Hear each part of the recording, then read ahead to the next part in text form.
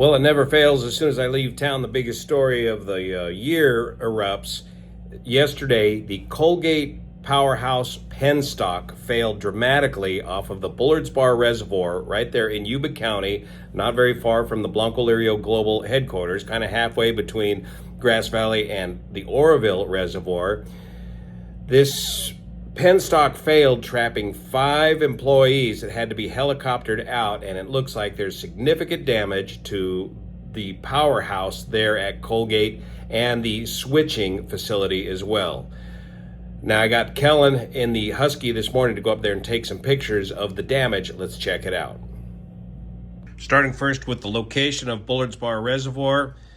Here is the Oroville Reservoir right here. Here is Bullards Bar Reservoir.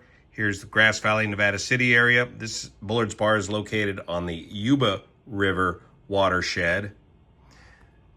New Bullards Bar Dam is a large concrete arch dam located right here. There's a main spillway located right here. There's a low water outlet valve system located at the base of the dam here. And here is the beginning of the penstock for the Colgate Powerhouse right here. Now, this is an amazing engineering feat. This penstock bores through 5 miles of solid granite mountain, following the Marysville Road here, and coming out all the way down here, where you can see this dirt line, to the penstock located right here. And this penstock plummets, probably 800 feet or so down into the Yuba River down below, where there's 2 Pelton wheel driven generators located down here at the Colgate Powerhouse. Well, this penstock failed right at the top of the penstock right here at the butterfly valve. Here's a close-up view of the damage of what they call the butterfly valve at the top of the penstock. It looks like the pipe blew out right here. By the way, these pictures were taken by James Good of AirCoop TV while Kellen was flying the Husky while I was out of town. This occurred about 3 p.m. yesterday on Friday the 13th, this major blowout right here. So this penstock and turbine assembly is able to handle about 3,500 cubic feet per second.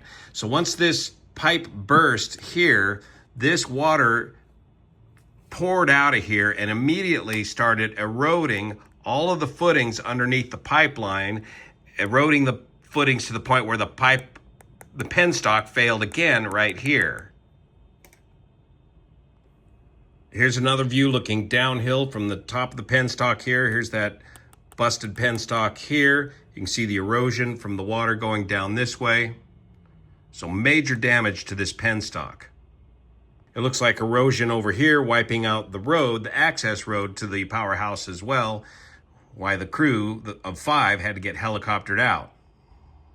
Now down below at the Colgate Powerhouse, the damage looks pretty extensive. I believe right in here is the 2 Pelton wheel style turbines are located, and they're just chock full of debris, dirt, and mud, and so this is totally out of commission. There was also a switching facility, which I believe it's this facility here, which was also damaged. Power was lost to over 15,000 customers before being restored pretty quickly, and a large amount of debris was dumped into the river here. And here's a view of some of that sediment passing along. This would be the middle fork of the Yuba River, merging with the south fork of the Yuba River, and then this sediment proceeds into Englebright Reservoir. So now let's take a look at the video that Kellen shot, or that James shot while Kellen was flying the Husky. There's the top of the penstock, there's the butterfly valve that failed, erosion, and then the footings getting eroded away underneath the penstock, and the pipe failing right there.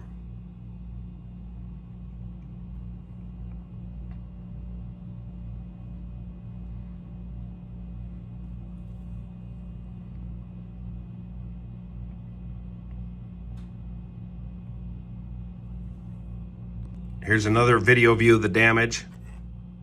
You see all the erosion eating away at the footings of the penstock.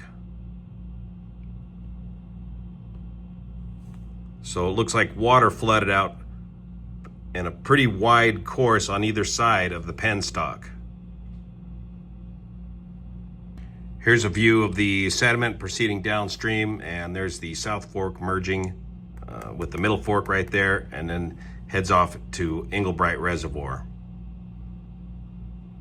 Here's where that sediment enters Englebright Reservoir back into the clear water. So a lot of debris in the reservoir.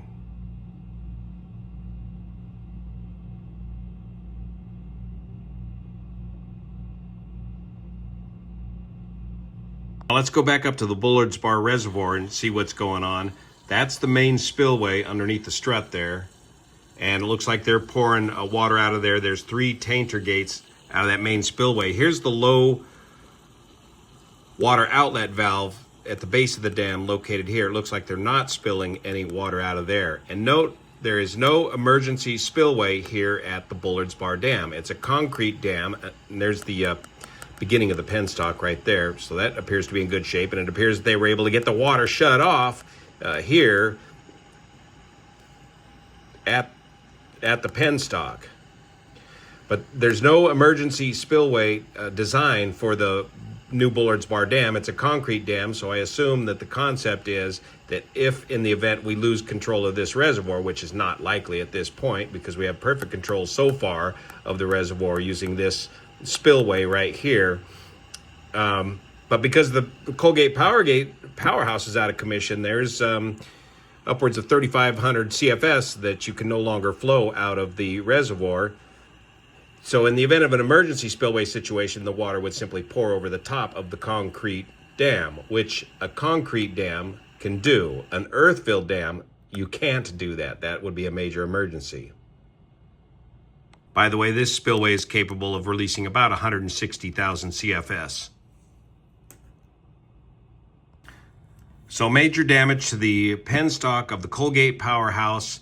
Looks like a failure here at the butterfly valve, ruining this penstock, damaging the powerhouse and the switching station down below, and necessitating the rescue of 5 employees out of the area, safely evacuated by helicopter. So that's the update of the Colgate Powerhouse failure in Yuba County, California, not far from Grass Valley, Nevada City area. We got more rain on the way.